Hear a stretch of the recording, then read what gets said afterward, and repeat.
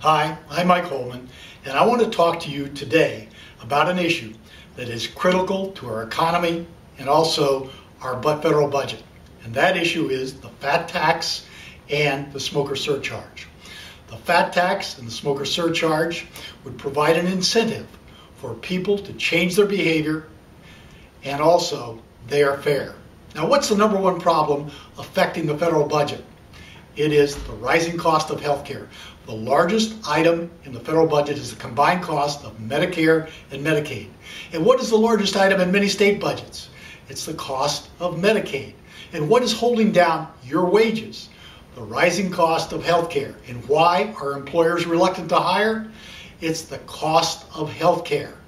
Now, what is the primary driver of that cost? Why is health care cost increasing so rapidly? I'll tell you. It's because of poor lifestyle choices.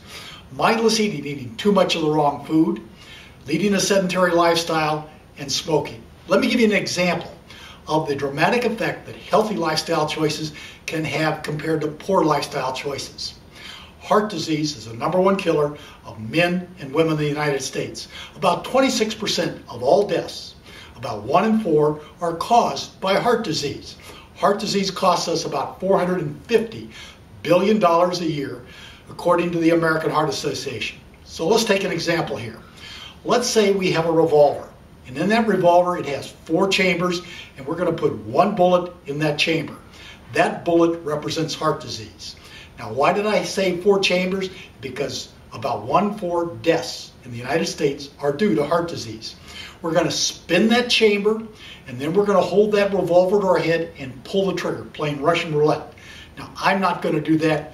You're not going to do that. And what we want to do, and we can do, is take that bullet representing heart disease out of the chamber. And the way we do that is by making healthy lifestyle choices, by becoming mindful eaters, eating the right food in the right amount, exercising regularly, and not smoking.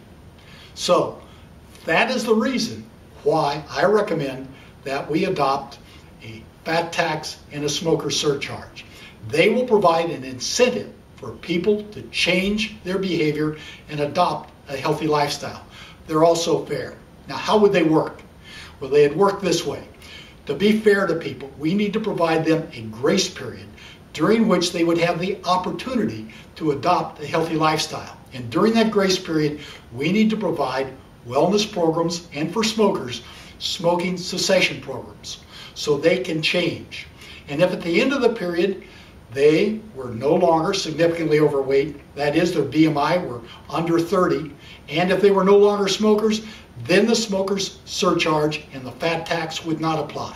However, if their BMI still was 30 or above, or they were still smokers, then the smoker surcharge and fat tax would apply. Now, is that fair? Yes, it's fair.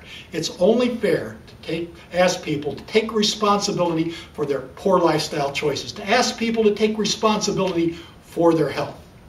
I hope that is helpful. Thank you, and have a healthy day.